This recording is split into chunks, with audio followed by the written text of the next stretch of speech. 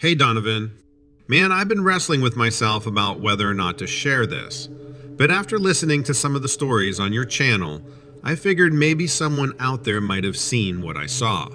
I live in a small town in Montana, right up against the Rocky Mountains. It's the kind of place where the wilderness is just a step away and folks still hold tight to the old ways. I'm a forest ranger, been doing it for close to 15 years now. I know these woods like the back of my hand. But something happened about a month ago that's got me questioning everything I thought I knew about this place.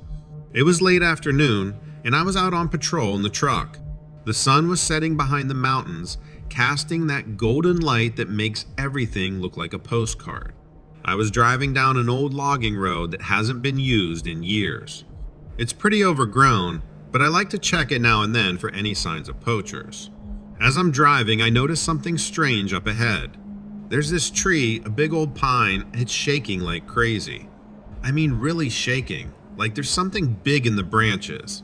But there's no wind, nothing that could be causing it. I stop the truck and get out to take a closer look. That's when I hear this sound, like a low growl. It's coming from the tree. I'm thinking maybe it's a mountain lion or a bear, so I grab my rifle just in case. As I get closer, the growling gets louder, and I can feel it in my chest. The tree is still shaking, and I can see the branches moving. Then, all of a sudden, this thing drops out of the tree onto the ground. I can't even begin to describe what I saw. It was big, maybe 8 or 9 feet tall, and covered in this dark, shaggy fur. But it wasn't a bear. Its arms were too long, and it had these hands with long fingers and claws. Its face was almost human, but the eyes were too big and the nose was all wrong. It looked at me, and I swear, Donovan, I felt like it was looking into my soul. I couldn't move, couldn't breathe. We just stood there staring at each other for what felt like an eternity. Then, as quickly as it appeared, it turned and ran off into the trees. It moved so fast like nothing I've ever seen.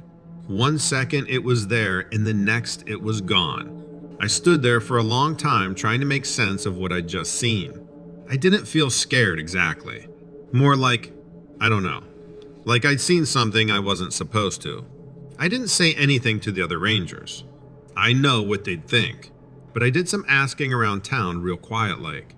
An old timer named Earl, who's lived in these parts longer than anyone, told me his granddad used to talk about the old ones, beings that lived in the mountains long before people came here. He said they were guardians of the forest and that they could see into a man's heart. I don't know what to believe, but I can't just pretend like it didn't happen. I still go out on patrol, still drive down that old logging road, but it's different now. The forest doesn't feel the same, like I'm not alone out there. Anyway, I wanted to share this with you and whoever else might be listening. Maybe someone else has seen something like this. Maybe there's someone out there who understands what it was. I don't have any grand conclusions or anything. I'm just a guy who saw something he can't explain. But I guess that's how it goes sometimes. The world's a big place, and there's a lot in it that doesn't make sense. And maybe that's okay. Maybe not everything needs an explanation. Maybe some things are just meant to be mysteries. Thanks for giving folks like me a place to share our stories, Donovan. It means a lot. Take care and keep your eyes open out there.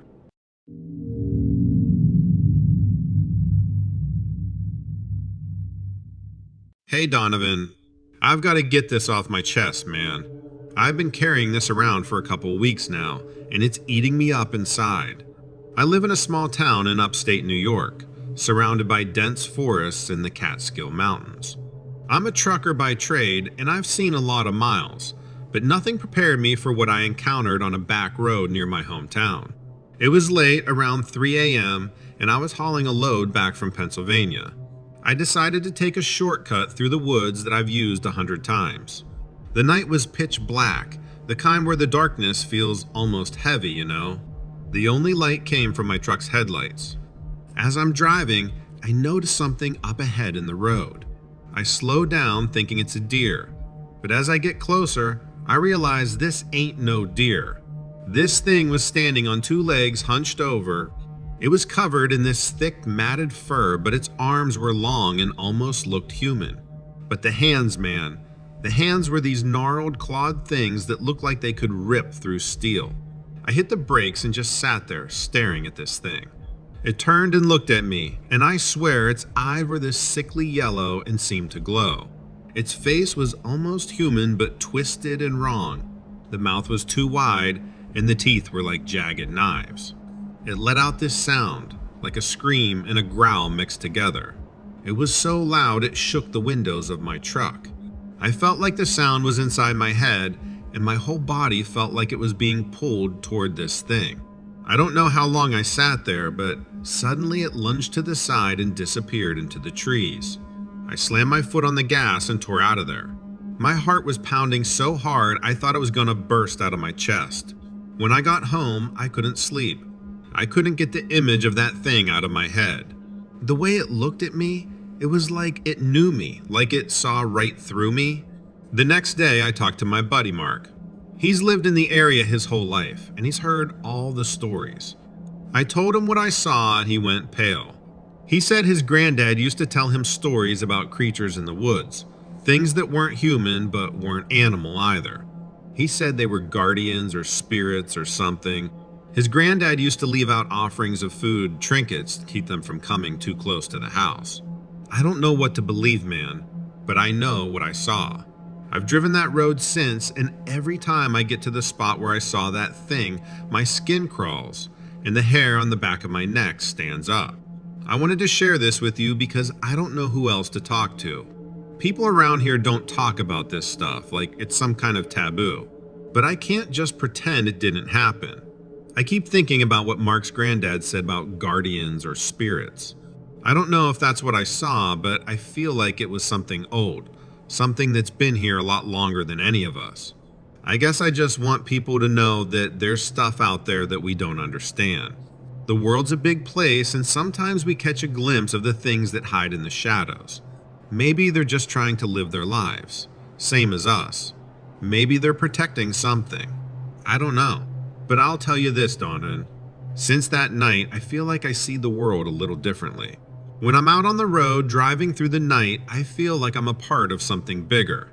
Like there's a whole world out there just beyond the headlights, full of mysteries and wonders that most folks never even dream of. I don't know if that thing I saw was a guardian or a spirit or something else entirely, but I know it was real. And I know that it changed me. So, to anyone reading this, keep your eyes open, respect the world around you, and remember that we're not alone. There are things out there in the forests, in the mountains, in the dark corners of the world, and sometimes, if you're very lucky or very unlucky, you might just catch a glimpse of them. Thanks for letting me share my story, Donovan. Keep doing what you're doing, man. The world needs more folks who are willing to listen.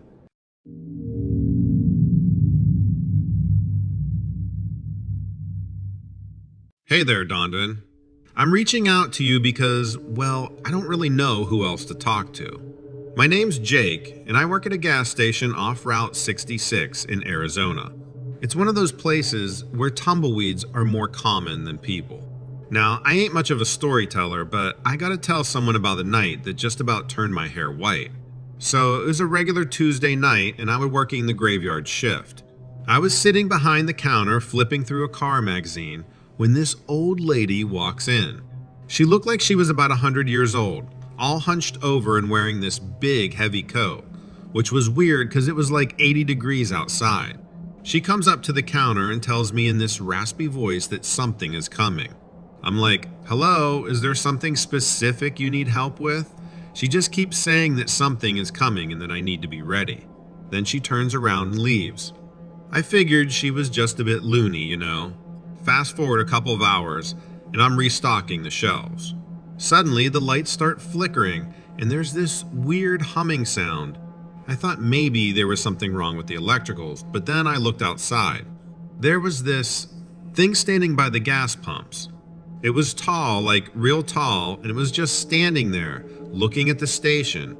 I couldn't make out much of its features, but it looked like it was made of shadows or something. Like it was there, but not really there, if that makes any sense. I locked the front door and grabbed my phone to try and take a picture, but the darn thing wouldn't work.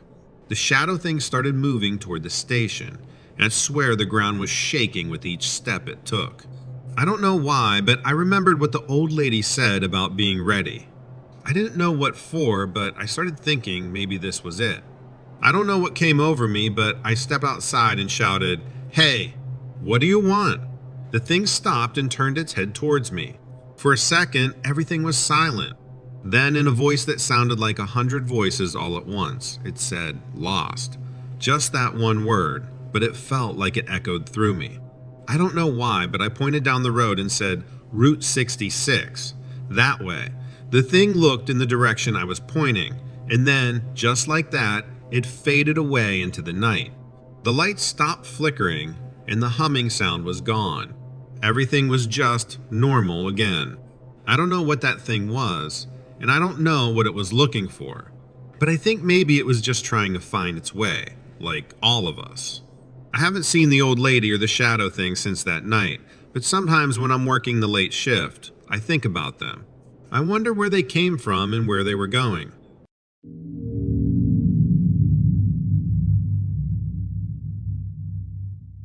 I absolutely love the outdoors and have always been really into camping, hiking, whitewater, rafting, fishing, and all that kind of stuff.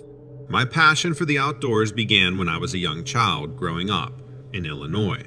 Admittedly, I have always been fascinated by the mysteries of the natural world, and I have spent countless hours researching and studying various paranormal phenomena.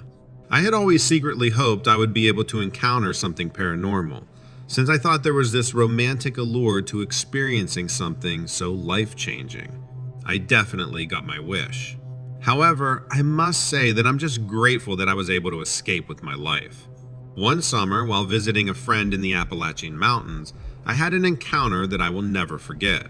I had just finished college and was taking a road trip through the Appalachian Mountains to my buddy's cabin.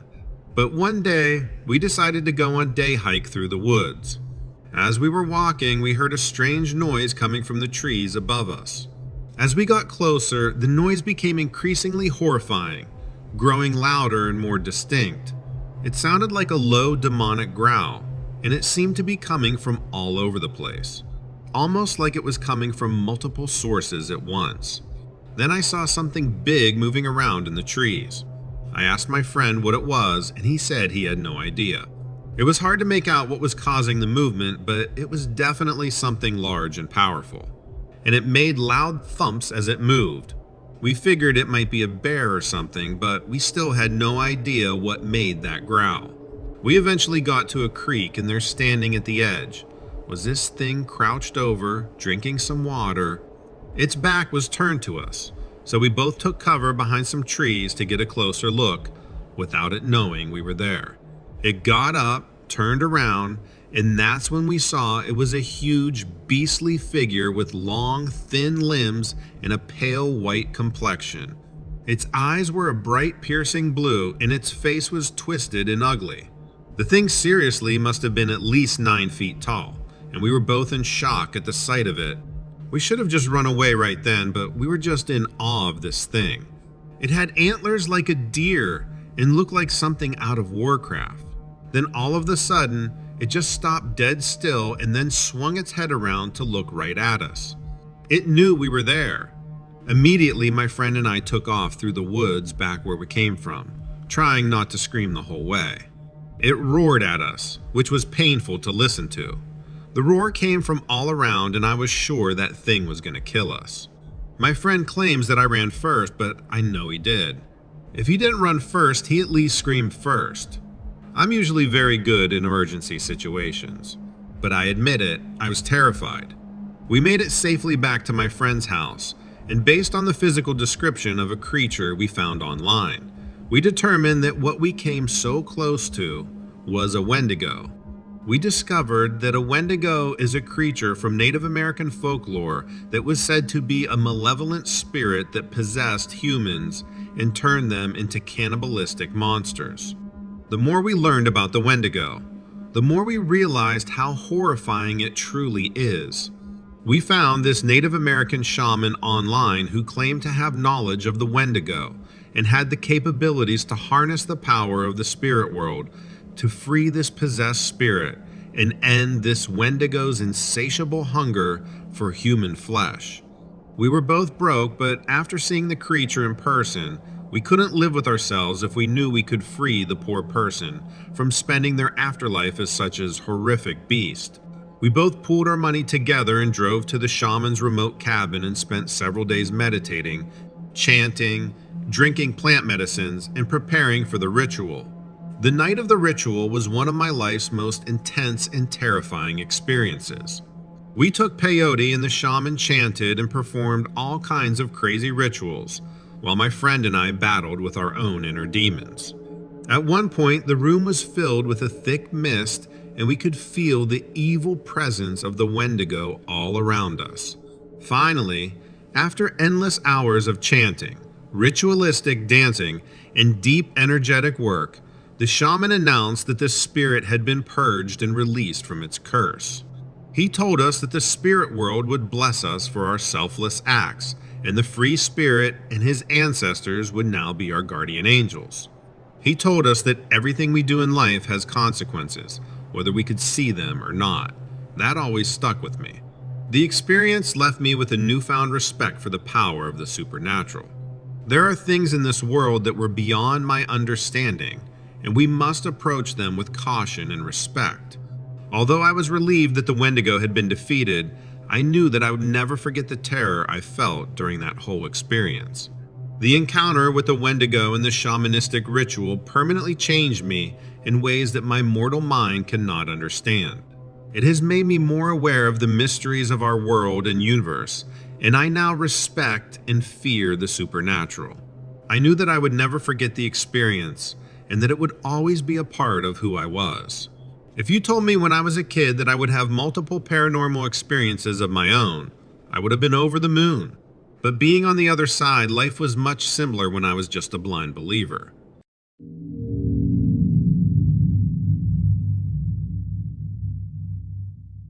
I suppose it is expected that anybody who chooses to follow in the footsteps of Smokey, the bear, would possibly be stuck in a few scary situations. That certainly was the case for me, as I spent my nights working alongside park rangers on some of the most dangerous and terrifying trails in the States. It's not what one might think about being a ranger, though we don't spend every day sitting around watching deer graze or children play in the playgrounds. Instead, what happens behind those locked gates is something more akin to horror movies than a picnic. If you manage to find your way through these wooded corridors without being eaten alive by some wild animal or eaten by a bear, you could end up with some serious psychological damage. As my first summer as a ranger was coming to an end, I decided that I wanted to spend one last night in the woods alone. Not many rangers do that kind of thing anymore, but for me, it was sort of this cleansing ritual. My girlfriend had just broken up with me at the time, and I needed time to work through that emotional trauma. I knew there were other people who understood my pain. They would be likely willing to talk about the world ending when we got close enough in proximity. But every man needs his space from time to time, even if he is working within the confines of the law. To be honest, I wasn't really sure what to expect out there in the woods with no one else around. I had been alone quite a few times before, but never encountered any real trouble. But this time, my mind was racing through the worst-case scenarios, and it almost felt like fate that I would get caught up in some kind of adventure by myself. Either I was going to find somebody who could relate to my situation, or perhaps even fall for them as they helped me through it all. Anyway, I made it to the trailhead and then began hiking down towards my favorite spot at Lake Oroville State Park. The entire park is beautiful, located not far from Sacramento, but until you're actually standing deep within its borders, you can't truly grasp its beauty. I loved watching the weather rolling over the water, feeling the cold air as it rushed past my face and into my lungs, waking me up from the lazy afternoon nap. I felt at peace with myself every time I visited this spot, but not so much that other people bothered me. That's why this was almost certainly going to be a good night. I had just crossed over one of the small bridges leading across the lake when I heard something rustling behind me, more similar to low growls than anything else. Really, it sounded like something was stalking towards me, perhaps a bear. The only thing about these sounds that didn't scream bear were their frequency. They were more sporadic than I would have expected. My ears picked up the distinct sound of footsteps more than once, actually, as if somebody were running towards me directly through the thicket. Not wanting to meet with whatever was out there on my own terms, I scrambled for one of the trees and threw myself up into it to try and hide. Unfortunately, jumping back had cost me more time than I realized, and by the time I reached around and grabbed hold of a branch, something hit me hard, right in the side. You know, it feels like forever before I felt like landing against something soft and squishy. It wasn't exactly warm or inviting, so all of those other feelings must just be an illusion brought on by adrenaline. It only took a single moment for me to realize what had been happening, that I had been wrapped at the ankles, waist, shoulders, and neck in some kind of netting. I didn't know what exactly it was made out of, but it wasn't rope. It was some sort of binding material. My hands were completely immobilized by entanglement as well, so there wasn't much I could do other than struggle against my bonds. A dead-end endeavor, if there ever was one. Now, the first thing I noticed when I could finally see again is that it was completely dark around me. All light was coming from behind with only blackness ahead. Two dim lights appeared along the walls on either side of me and began approaching slowly. As my eyes now adjusted, they looked more like natural animal eyes than any sort of man-made illusions. Even worse, I noticed that the blackness ahead of me wasn't really coming from a lack of light at all. Instead, there appeared to be some kind of organic wall blocking my view, spreading out across the room to each side. I had no idea how large this place was, but it must have been bigger than what I could see. One behind me and another in front of me. They made themselves known moments later. The noises were too far away for me to make out at first, but then I could hear that they belonged to something, and more than two. At this point, fear began gripping my heart as I lashed out against my bonds once again, only to find that they hadn't been loosened in the slightest. More so, I thought. We'll get to that in a moment. I was hauled from my small prison by several sets of long clawed hands that dragged me over what appeared to be some kind of altar. It was much different from one of those sacrificial altars appearing to be used in ancient times for rituals. The ones to appease otherworldly beings were said to lurk within the space between two worlds. But this one seemed more like a place where people got together for satanic worship or other unholy activities. These beings holding me lorded me down onto it and began weaving some sort of flower all around me while chanting something in this ungodly language. I was so terrified. I swear I could have had a heart attack. I couldn't make out all the words, but I had no idea what this thing was or what they were saying. The entire group of these things began chanting in unison as they surrounded me, continued weaving more of this plant material around me. It felt like forever before they finally got to the last one. All I could do was just lay there on my back, completely immobilized by flowers, while these creatures circled around me once and turned their backs towards me. The chant stopped abruptly, and every creature but one turned to leave. The remaining one tossed this mask aside, revealing a set of devilish features underneath it. What I had been dealing with looked like a combination of wild, feral human beings and kind of goblinish people. You know, it kind of reminded me of the trolls or orcs in Lord of the Rings. Humanoid, but also not human. That's what they reminded me of. It stood there, shaking its head from side to side slowly, with its arms raised upward as I tried to break free. Now again, I cannot reiterate how terrifying this was. I had no idea what was going to happen, and I was convinced in that moment I was about to be sacrificed by some sort of underground dwelling creatures. I was so scared, beyond belief. Then this thing pulled its arm down after shaking its head and walked away, completely immobilized. I tried my best to get out of my entrapment. I believe it was the massive amounts of adrenaline exploding through my entire being that allowed me to break free. As I did though, I could hear these things coming back, and I knew I had to escape as quickly as I could. Once fully free, I started to run for it, escaping in just a matter of time, feeling my way out of this black, organic labyrinth. I don't know if I was in a cave or what this was, but as I reflect back on these memories, so much flooding through my mind, I feel like I kind of blacked out. I don't really know if I remember much after that, but I do distinctly remember collapsing on the ground and being found later on. I know that's probably very anticlimactic, but when the human body endures that kind of trauma and stress, it does things to the brain that aren't exactly normal. Anyway, I was treated at the hospital, ultimately taken back to the station and sent home. I didn't actually believe what I experienced at first. I thought it was some crude nightmare or horrible hallucination. But it wasn't until later that I realized it must have been something that really happened, because I actually had binding marks around my ankles, my thighs, my waist, and my wrists. Those bindings were tight, and I must have wiggled free enough that I loosened them. Like I said, whatever the bindings were, they were this crude rope vine material. I've never seen it before in my life. None of them really believed me though, when I actually got a chance to describe what happened. They thought I was either making it up or just had a bad nightmare. As you can probably bet, this incident has been difficult for me. At any rate, this is my story, and I hope you can get enjoyment from a real-life traumatic event.